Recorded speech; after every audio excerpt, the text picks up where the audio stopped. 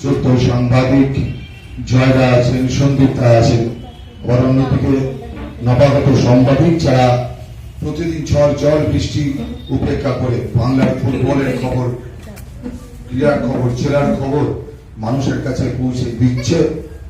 কৌশিক, বিজয়া, নাগ, সৌরভ সহ আর যারা যারা আছেন সবাইকে আমি প্রথমেই আন্তরিক অভিনন্দন জানাচ্ছি যে আজকে অনেক ব্যস্ততার মধ্যে আপনারা এসছেন। একটা মহিলা ফুটবল টিম একাডেমি, তার খবর আপনারা সংগ্রহ করছেন, মানুষের কাছে পৌঁছে দেবেন।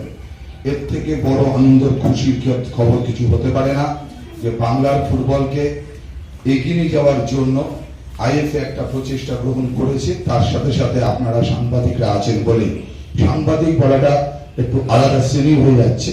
যারা বাংলার ক্রীড়াপ্রেমী আপনারা মানুষ, আপনারা আছেন বলেই হয়তো আজকে স্কাইজি যেমন এগিয়ে এসছেন, আরো অন্যান্য যারা স্পন্সরশিপ করবার জন্য ফুটবলে কিছু বিনিয়োগ করতে চায় তারা এগিয়ে আসবে। সত্যিকারে যে যারা সাংবাদিকরা উপস্থিত আছেন, স্কাইজি এই সংস্থা সম্পর্কে আমি অল্প কিছু জানি, সেটা নিশ্চয়ই বলবো। কিন্তু উনি দেখতে পাচ্ছেন যে ক্যালকাটা স্পোর্টস জার্নালিস্টে একটা প্রেস কনফারেন্স হচ্ছে এবং মোবাইল ফোন হোক, ক্যামেরা হোক, অনেক বিশিষ্ট সাংবাদিকরা আছেন যারা খবরগুলো পৌঁছাবে। আজকে সঞ্চালনার কাজ করছিলেন যশবন্ত, ডাক নাম তাম্পু, দীর্ঘদিন ধরে আছেন, তাই আমি ওকে আমাদের সাংবাদিক হিসাবে আর কিছু ধন্যবাদ জানাবো না। যাই হোক, মূল কথায় চলে আসি। এই মঞ্চে আছে যে এই মুহূর্তে তো সারা দেশে ভারতীয় দলে বাঙালি ফুটবলারদের জায়গা হয় না।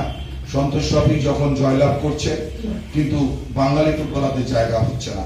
এটা একবার চিন্তা ভাবনা করবার জায়গা এসেছে এবং এটা গঠনমূলক একটা আলোচনা হোক, সেমিনার হোক, সেটা যদি ক্যালকাটা স্পোর্টস জার্নালিস্ট ক্লাবে করে, আইএফ এর অফিসিয়ালরা থাকুক, সর্বভারতীয় অফিসিয়ালরা থাকুক, যে বাংলার ফুটবলাররা কেন বঞ্চিত এত সুন্দর পারফরমেন্স করার পর।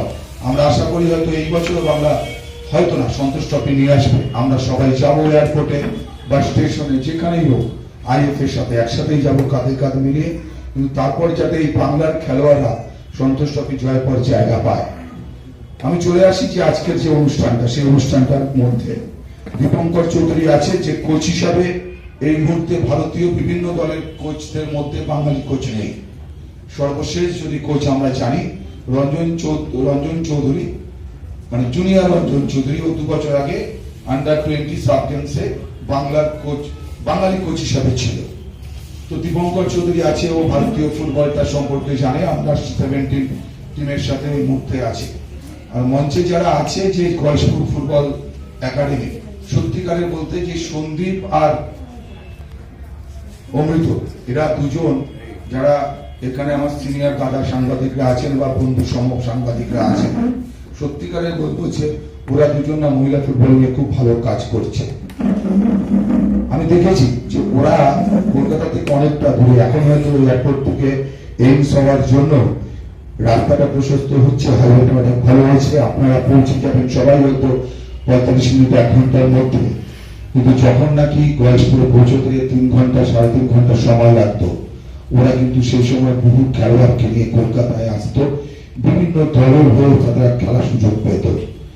অনেক প্রতিকূলতার ভিতর দিয়ে চলে। আমি যদি খুব ব্যক্তিগতভাবে বলি যে ওরা আজ থেকে 3 বছর আগে সাবধান সমিতি ফুটবল টিমের সাথে ওরা যুক্ত হয়েছিল এবং খুব একসাথেই টিমটার মধ্যে ছিল। আমি দেখেছিলাম যে অমৃত যে আছে, ওর বাড়ি, ওর ওয়াইফ সব মেয়েদের ফুটবলারদের নিজের হাতে রান্না করে খাওয়ায়, ও খাবার দেয় সকাল থেকে রাত পর্যন্ত। এদের খবরগুলো এখানে আসে না, কারণ মহিলা ফুটবল নিয়ে খবর খুব কম হয়। আর এতটা দূরে ওখানে কে পৌঁছাবে, সময়ের একটা অভাব থাকে। আর সন্দীপ, ও কিন্তু একটা ফিজিক্যাল ট্রেনার, কোচ, সবকিছু একসাথে বলা যেতে পারে যে বিভিন্ন যে খেলোয়াড়দের তৈরি করছে। ওখানে জ্যোতি আছে, ও বিহারের মেয়ে, তুমি তো বিহারের, তো বিহারের মেয়েও এখন কোচিংও করছে। তো অনেক ফুটবলার দিয়েছে। যে বলছিল সবাই, যে দীপঙ্কর বলছিল বলবার সময় যে আইডব্লিউএল খেলবে, আমি 3-4 মিনিট আর বলবো। আইডব্লিউএল খেলবে, আইডব্লিউএল খেলতে গেলে কিছু নিয়ম আছে, সেই কথায় পরে আসছি। কিন্তু লাস্ট যদি 3 বছর ধরে বলা হয়, কালিকাট স্পোর্টস ক্লাবার্স আমাদের আমার খুব কাছের বন্ধু, ছোট ভাই বাবুল ফুটবল টিমটা করছে, সুরুচি করেছে, প্রচুর খেলোয়াড় বিভিন্ন টিমে খেলছে। আইডব্লিউএল 2, আইডব্লিউএল 1-এও অনেক খেলোয়াড় খেলছে। মুম্বাই থেকে ব্যাঙ্গালোরে প্রচুর খেলোয়াড় খেলছে। তো তাই ওদের একটা